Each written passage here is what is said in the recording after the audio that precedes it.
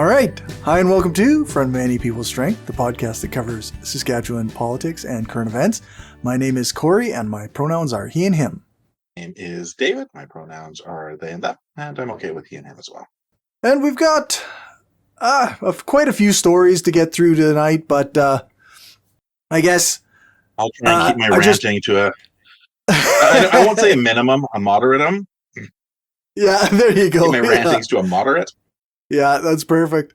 It was quite nice, like our most recent episode after kind of a 2-month break. There was a few comments that were pretty positive and people were quite happy that we're back. I'm glad. So, yeah, it's nice Sometimes to be I'm appreciated. I'm surprised that people are listening, but I'm glad they are. Yeah. Apparently, some of what we say resonates, so that's pretty great. Yep, for sure. There are people who appreciate us. Excellent. There are also people who really dislike us. So that's I fair. Guess hate listening still drives numbers, I guess, or engagement. Yeah, that's right. I thanked a hate follower. I said, thank you for the metrics today. Excellent. Good to hear. Well, people will have to go another 4 weeks after this one because I'm going to not be available in 2 weeks. So if you're listening, soak it all in now. You've got another 4 weeks to wait instead of only 2 weeks. But enjoy.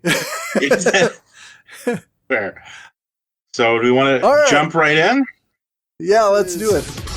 Regina citizens file complaint against Councillor Tarina Shaw over comments about Indigenous people.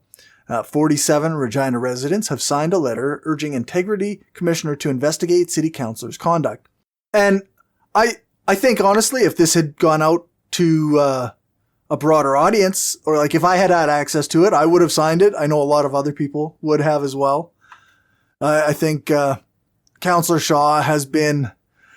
this specifically is talking about 2 incidences on a January 26th City Council meeting, or City Council's Executive Committee.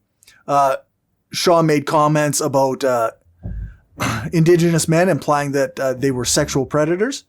And then the most recent one is her comments regarding Indigenous people who want to stay homeless. And and she refuses to apologize still. So I think at this point, it's worth, an official like, hey, this isn't the conduct becoming of a councillor. Yeah. I am not an expert on the council rules of order and all that. It doesn't strike me as something that would ever result in a councillor being removed from office. Maybe it should. But I still think with an investigation, you're going to get it should at the very least lead to a reprimand. And my understanding is they can't remove her from office. Right. Yeah. The legislation as it is, chairing of committees, etc. But yeah. And ultimately, I guess that's in a democracy, people who are voted for shouldn't be able to be removed just by other city councillors. Because that becomes a bit of a double-edged sword, right? You don't want, 5 years from now, the city councillor who says something disparaging about the oil and gas industry to be removed by a bunch of right-wing councillors. No, that's right. There's got to be a little bit of, rules of order and all of that. But I do still think that the council needs to say this doesn't represent the rest of us, and that can be done through an official reprimand. That can be done through her not being chair of committees or even on committees. And then I kind of went off a little bit 2 weeks ago, but then it really comes down to the people of Regina having to look themselves in the mirror and say, does this represent us? Yeah. Can you vote for someone like Shaw and in good conscience look in the mirror and say, yeah, I'm good with that. This is what represents me. I'm okay with calling Indigenous people sexual predators. I'm okay with saying Indigenous people who are homeless are choosing to be that way. This is a thing I'm okay with. So yeah, and the thing is, even that's not even the only things she's done. Those are the things in the complaint, right? So I think those are the recent ones. Also implying that people who are gay are pedophiles. Like this is part of an ongoing pattern of behavior for her. And it's very much bringing in the Trumpian rhetoric, right? If you don't agree with someone, you call them a pedophile. That's right, or a groomer or whatever. Right? It's very much and like it's going an extra step, implying like that all Indigenous men are pedophiles. That goes even one step further, I would say. Right. Absolutely. Oh, I guess implying anyone who's gay is a sexual predator is probably as broad a brush as well. So, but again, it's on brand for her. It's like we talked about that 2 weeks ago when the story came up. Her refusal to apologize is on brand for her, and it'll be interesting to see what happens. And again, I think Trina Shaw has shown everyone who she is. The bigger question is, will voters of Regina admit to themselves who they are if they choose to vote for her? Yeah, and some will. Like some will be okay with it. I was really reading an unrelated article recently, and it talked about how one of the biggest problems with satirizing fascism is that the supporters of fascism like that shit. Like the idea of Donald Trump shooting someone on Fifth Avenue, not losing any support, like they think that would be a sign of power. You watch shows like The Boys or whatnot, where you have these over-the-top representations of totalitarianism and fascism, and you still have people like, yeah, that's cool, that's awesome, that's a sign of strength. So you're going to really stuck it to the wokies. And you're going to have people who support Shaw who are that.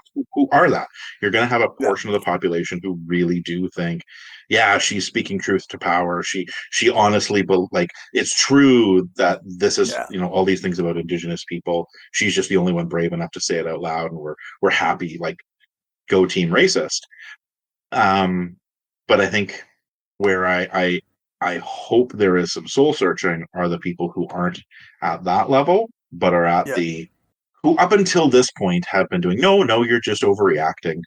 The people who talk about Trump derangement syndrome or Harper derangement syndrome or Polyev derangement. So basically, anytime you don't like a conservative, they tell you it's just, a derangement. You've chosen not to. You've chosen not to like them because you're crazy, as opposed to have honest, disagreement with policy.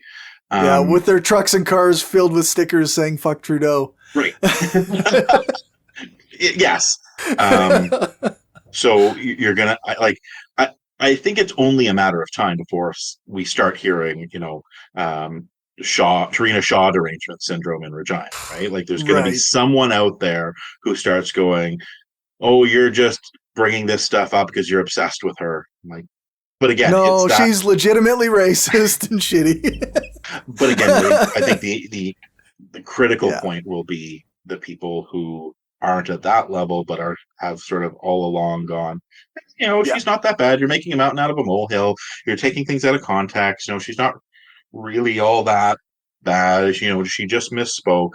I think when this stuff piles up, when it adds up, I'm hoping that they can go, okay, wait, no, she really is as bad. I always talk about can you look your grandkids in the eye, right? Can they reach the point where they go, yeah, no, I can't in good conscience vote for this person. So we'll see what happens. We're still a ways away from an election, so we'll see what everyone's forgotten by then. Yeah, that's right. And I'm not entirely sure what the makeup of her ward is. Like, I'm not sure if it's like a mostly elderly folks or if it's like a mix of age groups and whatnot. I don't know, but will be interesting to see where this story goes. But I don't know. Yep. Sort of. I don't see it being a major thing. My guess is either they will look into it, they will decide not to do a formal investigation, or there will be a formal investigation that leads to a reprimand of some kind. Right. Yeah. Yeah. It'll be a far cry before, like you say, they legally can't remove her, so it's got to be something else. But see what it is. Yeah. Saskatchewan finance minister spent $8,000 on a private plane to attend a commerce lunch. So the whole province knows about this at this point. Yeah. This was a pre-budget meetings and lunches and whatnot. The reason the government gave for this travel was we have to go around the province promoting the budget. So that was the justification that John Gormley gave when he said, if you just think they're not going to do that, then you're living in not La La Land. So Yeah. to me, these things can be done via Zoom these days. You don't have to literally travel to these places. And NDP representative Carla Beck was driving to various towns and demonstrating that one could do this via car. Yeah. So that's, I don't know how much more. Yeah, it's a story, all right. And like, yeah, at the end of the day, like there are going to be added expenses for politicians, and I True. think I was trying to be as neutral as I could on this one, because like we know a lot of times that there are stories come out about quote unquote wasteful government expenditure that really aren't as bad as they get made out to be. Right. So I tried to. Yeah, no, that's fair. Yeah, I tried to take it with a bit of a grain of salt because, okay, politicians do need to travel to places like North. Like, I do want our political leaders to travel to parts of the province that aren't just Regina and Saskatoon. Yep. Quite frankly, I think it would be great if we heard more of not just them traveling to conservative strongholds, but also traveling up north. And Yeah. I'd love to hear about them flying into Stony Rapids, or Lac La Ronge or whatever, and actually like going out to neighboring reserves and looking at the drinking water situation in many of the places in northern Saskatchewan that are on boil water advisories, and getting to talk to people face to face. Yep. But it always seems like whenever there's these big pork barrel expenditures, it's to the Chamber of Commerce in a conservative stronghold. Yeah. So I know I'm biased, but I literally don't care what the Chamber of Commerce anywhere says. I do. Like, so this is where you and I are on a bit of different ends of the spectrum. I think I think the Chamber of Commerce actually does serve a valuable role to play in society. But it's okay. to the exclusion of other things. And again, cars exist. For a government that's pretty pro oil and gas, maybe do a 4-hour drive isn't the end of the world. Right. And like, yes, but our politicians' times are valuable, and where is she, spending her time otherwise and whatnot. But also, like, how much time did she actually save? Because like 2 hours, I think. It's a 4-hour drive, so it's 8 hours drive there and back. So 8 hours of driving. Yeah. You know what? I also don't like spending 8 hours in a car if I don't have to. Yeah. And it's a private plane, so she's not having to necessarily go through security and all of that. But you're still dealing with drive. And I'm assuming she left from Regina, not from Saskatoon. I didn't even look. If it's from Saskatoon, then it's even more unexcusable. Right. But like, it is Regina. It says Regina here. So you're dealing with Good Spirit Air Service in Regina. Your drive to the airport, you're waiting for takeoff and landing, your clearance, your this, that, and the other thing, your arrival at the other end, your time on the tarmac. Like, I'm guessing when all is said and done, she probably still had about, and then the time in the air, 2 to 3 hours each direction between driving to the airport, parking, So she probably saved 2 to 4 hours in total, maybe. Yeah, 2 to 4. Yeah. Like, get up at 7, drive, get there by 11. You can have your lunch, do your glad handing, drive home, spend the night in Saskatoon. Like, sure. I've driven from Regina to Edmonton after work on a Friday. She can drive from Regina to North Battleford when she's dedicated the day to it. And because I'm guessing if there was an important meeting she had to be back for in Regina, that would have been mentioned 37 times a Oh, day for sure, right? since the Yeah. story came out, right? Yeah, that's right. So yeah. I want to say, like, we're covering this because we cover this sort of thing. And, but as an individual citizen, this sort of stuff just flies completely under my radar. Like, I know that governments waste money and I don't care. Like, I have other ideological issues against the conservative parties. But this became such a big thing within the province, and it was covered by all the media outlets, including John Gormley, which I happened to hear for some reason. I've on top of this being a show about Saskatchewan news and current events and stuff, this had to be covered at some point, right? But yeah, just in general, I wouldn't have even noticed this, honestly. Yeah. And it is a drop in the bucket in the grand scheme of things, but it does speak to it does speak to the hypocrisy, and I think we talk about that a lot. And I think rightly so, that this is exactly the type of thing where something that is a small fraction of this, when done by a more left-leaning party, gets blown in giant. Yeah. We talk about that. The Justin Trudeau spent a portion of the prime ministerial discretionary budget on childcare and how that's so wasteful. Right. But then the same people who think that spending money on childcare is wasteful don't have a problem with this. Also, didn't have a problem that the budget he slapped, like the funding Trudeau slashed to get a childcare budget, came from a personal stylist. Like, Harper allocated that to a personal stylist. Right. Trudeau chose not to have a personal stylist and instead chose childcare, but that was considered wasteful. But an $8,000 flight to a place that's within driving distance is not. Right. Yeah. Like it's, or like the famous one is the $16 muffins that was in the States the one time that was blown into this huge thing, and there were giant posters on the Senate floor.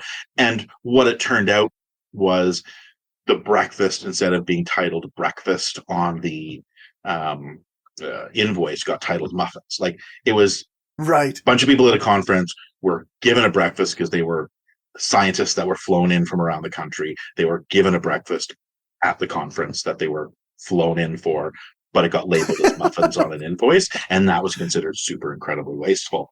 Right. But then $8,000 flights when you could just drive. Not, yeah. So that's what gets me, is the hypocrisy of it, right? It's the same people who, if the next time an NDP government is in power, we're going to hear about how when the NDP premier flew to Ottawa, he didn't fly coach, right? Like, we're going to hear about it the other direction, and he wasted, he wasted $500 on a private, or $8,000 on a private plane to Ottawa when he could have just flown coach. Yeah. These are the things that we're going to hear about, and I think it's good to bring it up now so that we have that in our memory. No. Wait a second. Yeah. No, you actually are wrong here. Yeah. So, no, that's we can certainly move on from it. I've made my case why it's important to pay attention to, but you're right. As an everyday citizen, I probably wouldn't pay that much attention most of the time. As a quote unquote pundit, I have an opinion, but as a regular dude, like, I could not give a shit. Like, all right. On to something I do give a shit about. Yeah. So, assaulted in an unprovoked attack in front of his young daughter, Colby Tutusis, 40, says 3 men attacked him in Battleford when he was dropping off a trailer at a friend's house on Sunday evening. That's the Sunday before July 19th. So the last night that we recorded podcast, actually. They said that they were looking for a stolen phone, and he and demanded that he give it back. He thought he was going to help them. He was going to talk to some people that he thought maybe that was the direction they were headed, and they assaulted him. And now one man is charged in this assault. Yeah. And is scheduled to appear in court on August 22nd. And if I'm not mistaken, he's being charged with simple assault, not aggravated assault. And only one person is being charged, and they're not treating it as a hate crime. Which is bizarre. Yeah. The police are saying it. They don't feel it was racially motivated. This isn't, specifically outlined here, but if you look at the very they're saying it's not racially motivated, and they're only charging one, and they're not treating it as aggravated assault. So when people reply to those of us who are police abolitionists or believe in defunding the police with things like, well, what would you do when blah, blah, blah, blah, blah happens and there's no police? What the fuck are they doing now? Yeah, that's right. Right? Like, they didn't prevent the attack. The attackers did not seem in any way, shape, or form worried about the police doing anything to them when they decided to go vigilante, when they decided that, they saw an Indigenous person, so this must be the person that stole the cell phone. All accounts seem to indicate that Tatousis didn't steal the cell phone, but quite frankly, even if he fucking did, I don't care. No. You don't get to assault people for theft. Like, that's actually not part of our laws. It's not a thing you get to do. It's really bizarre to me. Like, the same people who will say my body, my choice about a vaccination will also be in favor of assaulting somebody who has committed a very minor crime or is merely suspected of committing a minor crime. Like, I don't have a lot of faith in the justice system, but the point of it is that you get arrested based on suspicion, you get charged, you go to court, and you are determined your guilt or innocence. And that is how it's supposed to, like, you don't just get to go and beat the shit out of somebody and assume that they're guilty.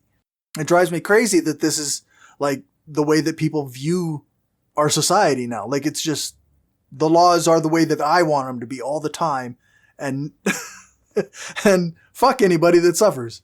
And, like, Tatousis' brother makes a good point that, like, this is what happened when it's filmed. When you have concrete, like, undeniable evidence, when it is about as cut and dry, black and white as a case you can get. This wasn't, one person's word against another or three versus, like, it was like, no, it's filmed. There is concrete physical evidence of what happened. This wasn't, it wasn't provoked. It wasn't initiated by Tatousis. Like, there is video evidence of what happened. And even in a case where it is cut and dry as you could possibly get, it is the most minimal charge that the police could lay is the one they laid, and they only did it against one of the three now. Yep. And they're indicating it's not racially motivated. And I understand that in the system we have, you need to prove things, and they need to be cautious of not trying to lay charges beyond what they can prove. But again, I go back to, like, if they're not going to protect marginalized people from violence coming from the majority, you lose the argument, but what would you do if there weren't any police who would protect you? Because they're not fucking protecting people now. Exactly. They're not protecting Tatousis now. Yeah. So, and we'll see what comes of it. Maybe against all odds, there'll be enough public pressure that they do look at further charges. Yeah. I the optimist in me would like to see that. I don't see. I don't. The cynic in me doesn't see it happening. Well, and, like, if it does come, like, again, this is maybe the damned if they do, damned if they don't. If they do, like, this is what they need to do to continue having any sort of credibility, right? Like, we're now, after years of seeing after years of seeing the over-policing of marginalized community and the violence that police do to people within marginalized communities, we've had some fairly big examples of the under-policing. With Gerald Stanley, with this, in the U.S. with the mass shootings, with the police standing by and not stopping them or not doing anything to protect people in those cases. Like, we're really starting to see both sides of the over-policing and the under-policing. And at some point, even if it is just for politics, it's the optimistic cynic in me thinks at some point they got to at least try and protect the optics of what they do in situations like this. Yeah, the trouble is, right, that there's no true mechanism for holding them accountable. No, there really is. It's all just like optics and aesthetics, and it's all just like the appearance of security. Like, it's very, I don't know. We are in a province where SGI reports over 400 impaired driving charges and suspensions in June. They say over 400 in the headline, but it's 482, so it's just under 500. The original headline was almost 500, and then they changed the headline from almost 500 to over 400. I don't know why they made the change, whether to make it sound worse or better, I don't know. I just found that interesting that the original headline said almost 500, and then it got changed to over 400. Somebody wanted to downplay it a little bit. Downplay or upplay? I don't know what actually sounds like a more significant. True. So, anyways. But yeah, so according to an SGI news release, police across Saskatchewan recorded 319 criminal code charges related to impaired driving in the month of June. 482 tickets for not wearing a seatbelt or not having children in the proper car seat or booster.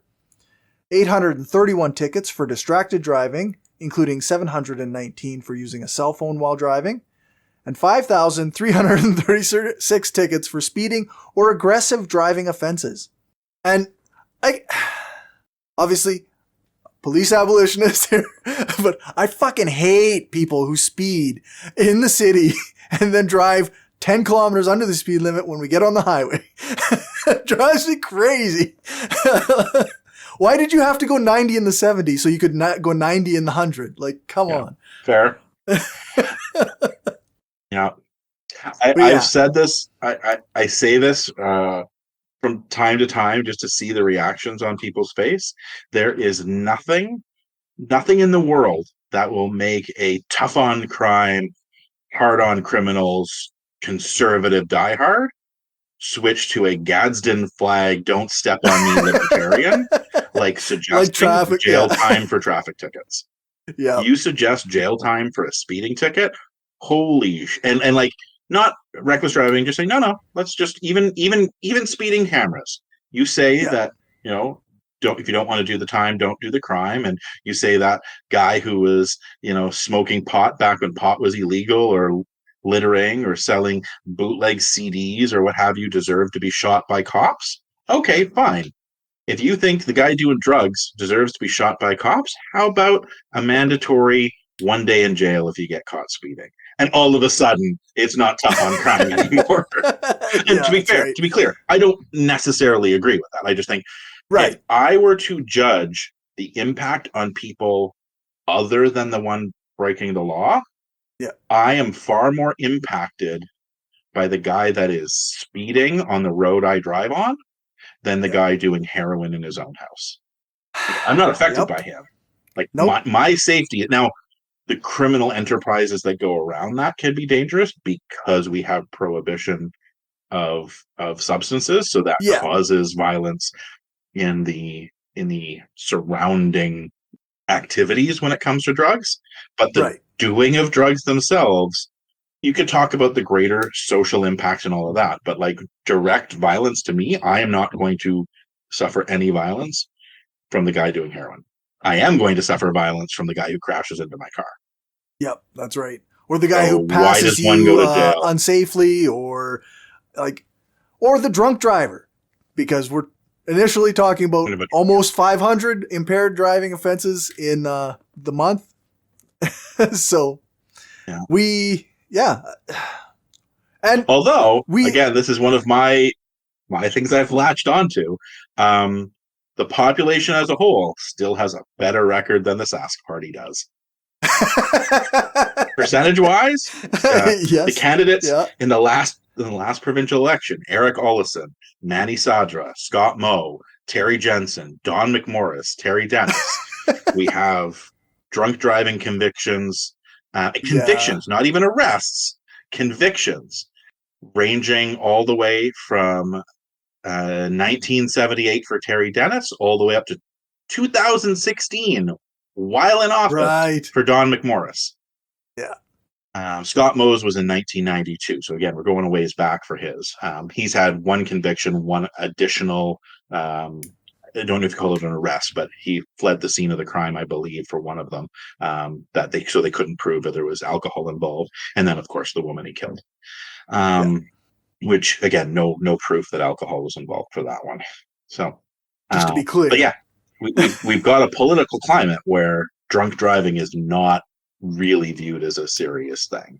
Yeah, that's right. And we had NDP candidates, with charges as well, who also were able to run without consequence. So, again, even with drunk driving convictions, so that seems to be like a bit of the culture in Saskatchewan. Like, that's not necessarily, I mean, sure, percentage wise, you're looking at a higher rate in the elected officials, but just in general, I think we do have a pretty permissive culture about drinking and driving in Saskatchewan, where the kind of thing where everybody will say, no, I don't do it, but then they'll go out and they'll drive home all the time.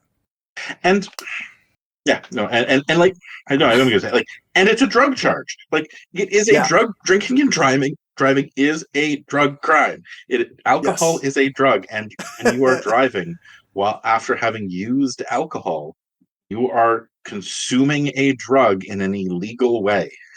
Yeah, like, it blows my mind that things like using a drug that isn't alcohol is treated as this horrific, life-destroying thing, and not from a health perspective. We don't treat it as, hey, this is an addiction. It is a health issue, a health concern that we should treat as a health concern, because yes, addictions absolutely can have negative impacts on lives. No, we treat it as this criminal thing that needs to be treated incredibly critically and seriously, and in terms of severe punishments. Yeah. But then drinking and driving, it's a thing you do, no big deal. Yeah, that's right. I remember, and I've talked about this one before, but it was a while back. I remember when I first met my ex-wife's family. I remember one of the uncles literally teaching 16-year-olds what to do if you get in a car accident after you've been drinking and driving, so that you don't get arrested and you don't get caught. I'm not going to talk about those tricks here, but like, was literally teaching 16-year-olds how to get away with drinking and driving when they get caught. Not, hey, don't do this. Not, hey, here's my number, you know call what? me. If you're out drinking, I will come pick you up. Do not drive. Yeah. Goes, no. If you get in a car accident, here are the things you do after the fact, so that you don't get in trouble for drinking and driving. It's really literally strange. being taught to 16-year-olds, being taught to children.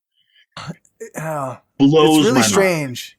Mind. Yeah, the laws that culturally people in Saskatchewan choose to consider important, and the laws that we choose to not consider important, and then call themselves tough on crime. Yeah. So, Jaskirat Sidhu was sentenced to 8 years after he pleaded guilty to dangerous driving charges for the 2018 crash that killed 16 and injured 13, and he was granted day parole, which means that he's got day parole for 6 months. So this is, in my opinion, like a good move. Like, I mean, we're talking about being hard on crime drivers a little bit, but I view this as an accident that this person was like, he was very remorseful about, and he has been cooperative with the system. He hasn't tried to avoid anything. He's gone full in with taking responsibility for his actions. He was charged in a way that we've never charged anybody before, because we don't charge per victim of an accident. We charge for the accident. But he was charged and sentenced more based on the number of victims in the accident than, and now he's got his day parole for the next 6 months. And if he follows all the conditions, including no contact with the families of the victims, he will get full parole after 6 months.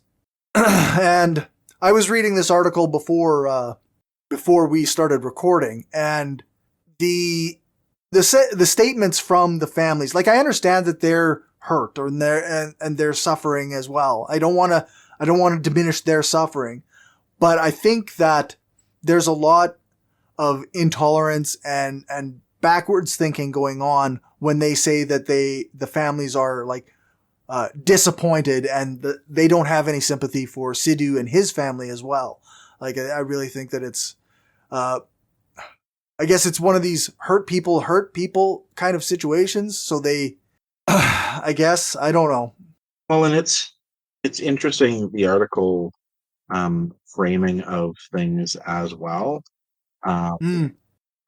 because there have been lots of other articles about this story where they talk to many of the family members of those who died in the accident who support Sidhu, who Right.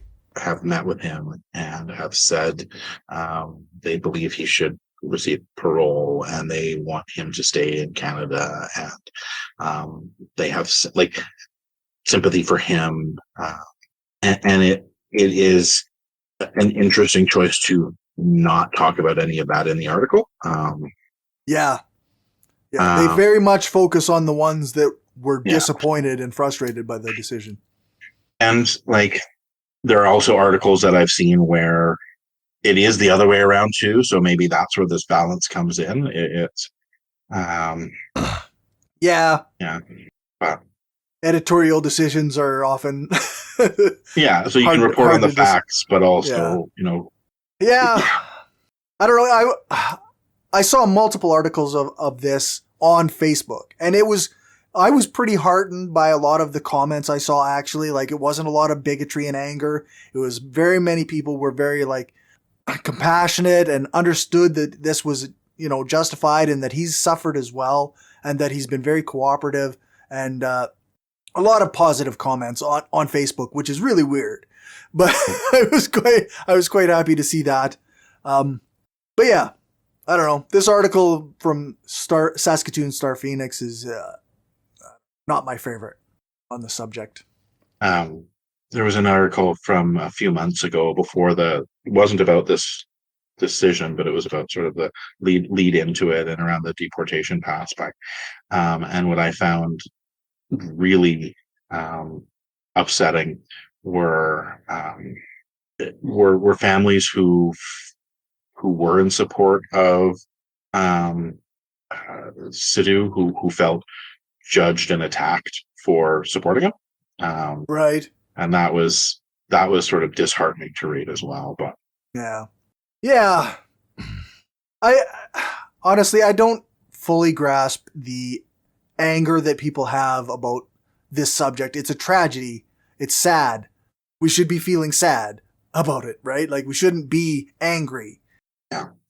Well, and what I also find troubling is I'm not seeing any of that anger directed at the underlying causes. Oh, like, yeah. You have an accident occurring at an intersection that has had frequent accidents over the years.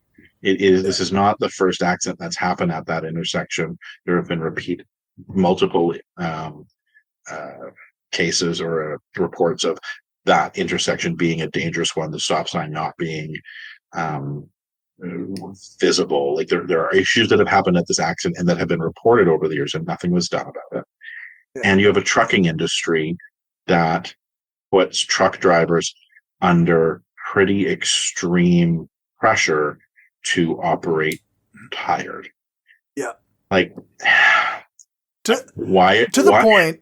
Yeah. I'm really frustrated why there wasn't more anger at that. Like, why are we not angry at the truck companies who create situations where this is going to happen again? Because no matter what happens with Sidhu again, I don't see him likely to cause another accident. Like, no, that's right. I'll be shocked if the man drives again, and maybe he does. I don't know what happened with his license, and maybe he processes things differently. But if he gets behind the wheel of a vehicle again, I will A, be shocked, and B, with a fairly strong degree of certainty that he is going to be an incredibly cautious driver.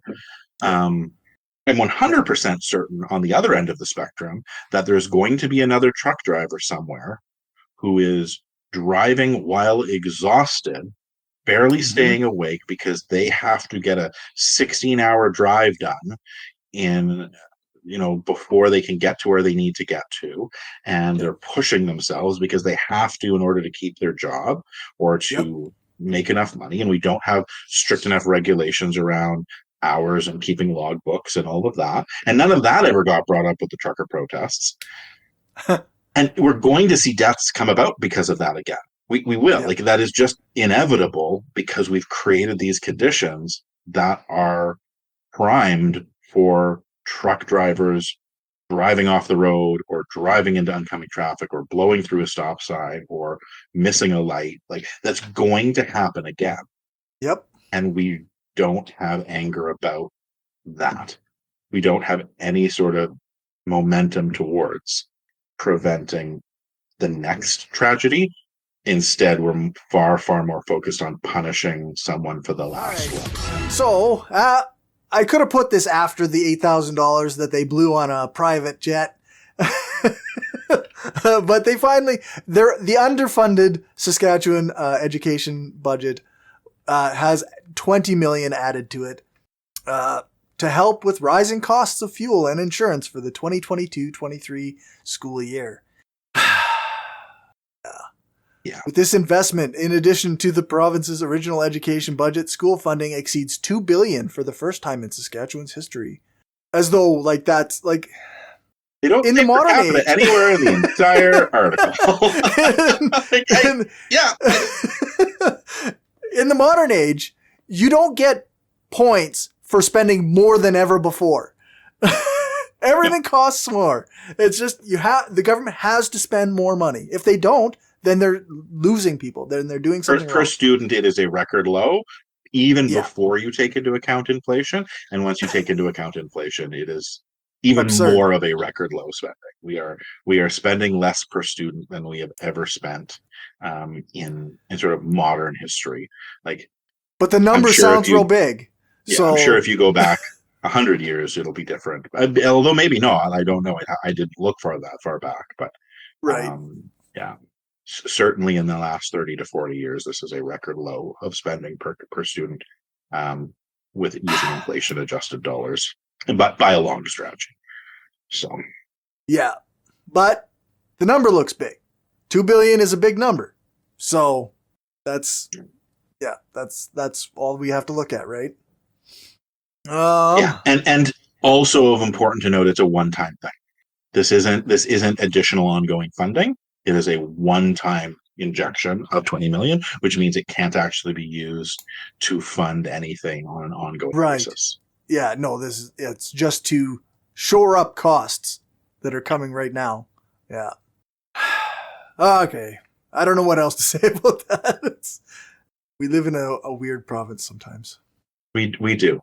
It's weird when I talk to conservatives who think looking at things per capita is some left-wing plot. Is like, like I've literally had someone say, "You lefties are always doing this per capita thing." Like, correct. Yes, that is how you look at spending. Like, if you have one child, like you're a family and you have one child and you spend $500 on toys for them, and then you have a second child and now you spend $600 on toys, that's still $300. Now, don't get me wrong. Like, sometimes families have to do that and downsize and all that. But like, we are bragging about having more people. That's considered a positive thing. We have a larger tax base. They can't fund education because that way people won't understand that per capita is the correct measurement for these things.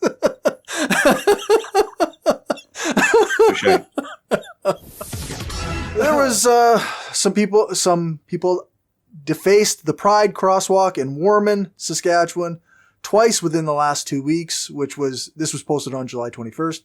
And like, I mean, this is the rhetoric that comes out of Trumpish stuff. This is the far right coming out of the United States, Marjorie Taylor Greene and Tarina Shaw, and like this false equivalence of LGBT pride with pedophilia and stuff, and it's just bigotry in fucking. And there's a Genesis 1924 is put on there, and like as though the Bible gets to decide anything in real life. So, yeah, I saw this and I thought, like, this is Warman. It's not a very big community, but it's nice that they had a pride crosswalk, and it's frustrating that it got defaced that way. Yeah, it's one of those things where stories like this come out and you hear countless people use the phrase, "This isn't who we are." Right. Yeah, it is. Yeah, it is. Like, this is the inevitable culmination of supporting people who believe this shit. Like, you can't vote for people who believe in this stuff and support advertisements on radio shows of people who believe this stuff. If you're and say this isn't who we are when it comes to its natural culmination. So the University of Saskatchewan passes a new policy to verify Indigenous identity. And the name of the policy, Debwewin in Salto, in Salto, Tapwewin in Mishif, and Tapwewin in Cree means truth to self, truth to each other, truth to the ancestors, and truth to the land. So that's the name of the policy, which is about getting to the bottom, making sure that people who are taking on roles for Indigenous people are actually have Indigenous heritage or are Indigenous. So, yeah. And I mean, I think we kind of talked about Cory Barassa when the story was new. It made a lot of headlines. A lot of people were talking about it at the time. And this is a thing that happens across the country and happens more often than it should. And there does have to be some sort of idea put in place to stop it from happening, but I'm just not sure what the right way to do it is. And one of the things I found most troubling about the story is the very, very last sentence, which is consultation with First Nations communities on implementation is set to begin in August. So you came up with the policy. The first sentence is the University of Saskatchewan has approved a new policy, and your last sentence is consultation with First Nations communities on implementation is set to begin in August. Yeah, that's problematic. Now, what that might be saying is that there was already negotiation done on the policy and consultation done on the policy in the first place, and now there's going to be even further consultation around the implementation piece. So I really hope that that's right what it is. But I didn't see indication of that in the story. So again, this may be one that we need to look into a bit more. Again, just when relaying, you and I are a lot, or at least I'm a lot more on the giving my opinion on shit stuff as opposed to just straight up telling people the news story. But like this one is going to again be pretty primarily just communicating the story. But again, the one thing that I would hope is that regardless of what direction this policy goes with, whether even having the policy is a good idea, what that looks like, how it's implemented, all of that stuff needs to come from Indigenous peoples. Like that should be first and foremost the number one priority in this policy. And that should be at every step of the process. So yeah, like you say, it doesn't say they didn't have communication with Indigenous peoples before the approval. So maybe we can hope that we had a lot more stories from CTV this week than we normally do. Like the reference material was very CTV heavy, and I'm beginning to have a pretty biased against CTV.